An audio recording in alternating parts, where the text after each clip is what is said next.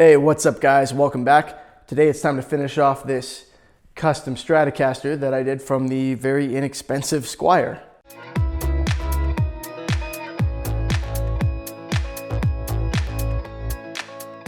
So if you didn't watch the video where I disassembled the cheap Squier, links in the description, get on it. If you didn't watch the video last week where I painted this guitar body, well, why didn't you do that? You should, yeah, I'll put that in the description too. So today we're gonna put it back together, and then either today or maybe in a separate video when I get somebody who can actually play the damn thing, we're gonna demo it. So we've got our custom painted body here, nice and shiny. Let me see if I can get some reflection on there to prove it. Yeah, good and shiny, with this weird design that I chose because I'm not very creative. There's my reflection, great. Shadow rather.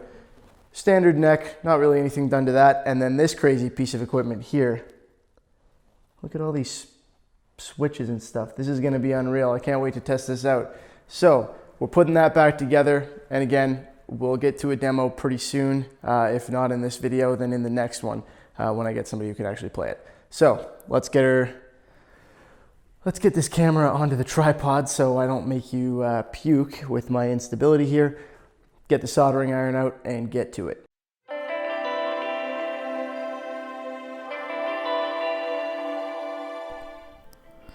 Alright, so first things first here, if you've done a clear coat and let it dry for a while like I have, you have to, well, obviously you've got to peel out your tape from the inside, but you should probably take a knife like I'm doing, cut around the edges and separate that clear coat.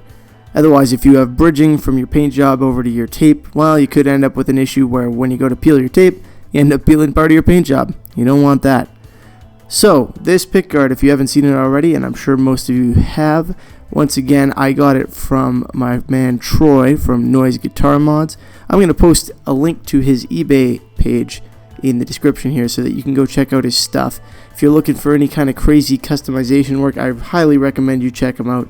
I certainly couldn't do a wiring job like this on my own, so I'm glad I was able to get this done by him, because look how clean that is. It's fantastic. I did a whole video just on this pickguard because it's so awesome. Anyway, it came pre-soldered as you saw so that I'd know where to put everything back, so I had to take off the output jack, and now I am running the ground into the back. So the ground that goes through the guitar into the back gets soldered onto the tremolo claw. That's what I'm putting in right now.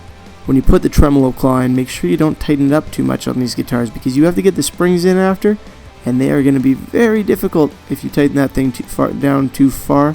Pardon me, I stumbled through that a little bit. So here I am tinning my iron, even though there's lots of solder already on this this wire and on the claw itself, because I just want to make it easier to use. You always tin your iron first. It helps. I'm using a soldering station. I know you can only see the iron there, but I've got it cranked up pretty high just because of how much solder I'm trying to melt here. And it goes relatively quickly, and now we've got our grounding soldered in for the back. Now I'm passing those cables into the output jack cavity there. I've got a little bit of shielding in the output jack cavity from previously. If you don't have that, either throw some conductive tape in there, or not tape, paint rather, or some conductive tape for that matter. Copper tape is actually your best option. So I'm soldering this output jack back the way I got it, hot to the tip and ground to the sleeve. We probably all already know that, but once again it helped that it was already done that way. And that's literally it. The bridge is grounded, the output jack's grounded, and the grounding lug is already built into this amazing pickguard. I didn't even have to screw that in. Thanks again, Troy, for making it easy on me. I'm excited to give this thing a try. Now all I've got to do is screw the pickguard back in and the output jack, and hey, well, everything else that needs to be screwed back in. But it doesn't get much more straightforward than that, and there's really not much for me to tell you. Honestly, I'm kind of just talking at this point for the sake of talking. Let's hope that this part's done soon so I can stop.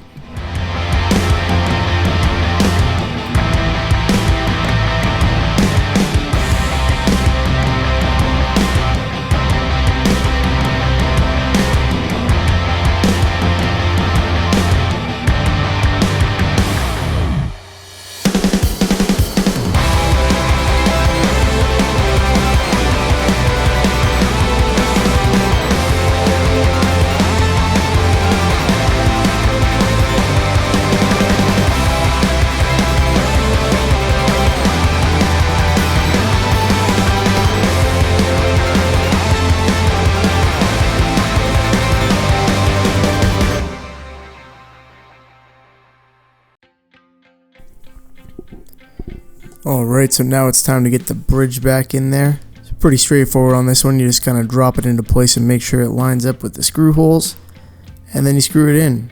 Who would have thought?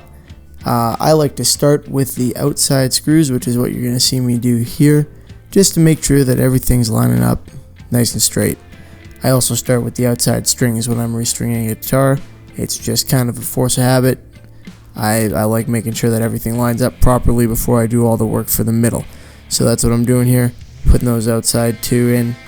Once I'm done that, I'm going to move to the back. Well, not once I'm done that. Once I've got all 6 of those in, rather, I'm going to move to the back and make sure that I get this tremolo setup done properly.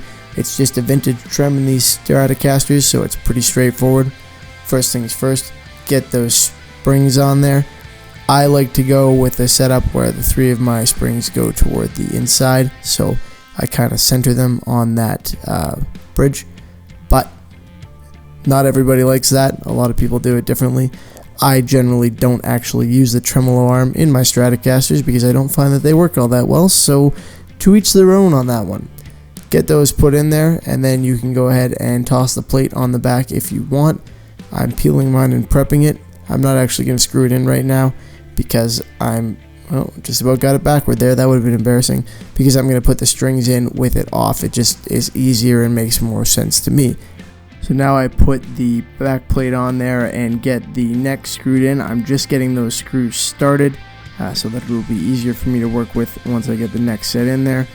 And when I go to do this, I'm going to use a cross tightening motion, which means I'm going to kind of alternate screws in a method that isn't circular. It's not a big deal for 4 of them, but it's a habit that I like to stay in because I use it for tightening anything with a more complex tightening pattern. So this video is kind of getting up there in length. I'm going to end up doing the demo in a separate video, whether it happens to be myself who does it or someone else. We'll cross that bridge when we come to it in about a week, and that will be the demo, which I'm really looking forward to. I'm excited to try all these switches out. I haven't got a chance to do that yet. So that's about it for this. I'm going to string it up once again. Please check out Gnoyze Guitar Mods and stay tuned. We'll have the demo coming up here soon. Subscribe if you haven't already. Give the video a thumbs up if you don't mind, so it's easier for other people to find, and I hope you enjoyed it. Thanks for watching, and I will see you next time. Have a good one.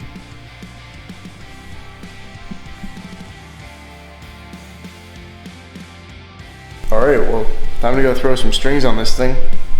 See how it plays.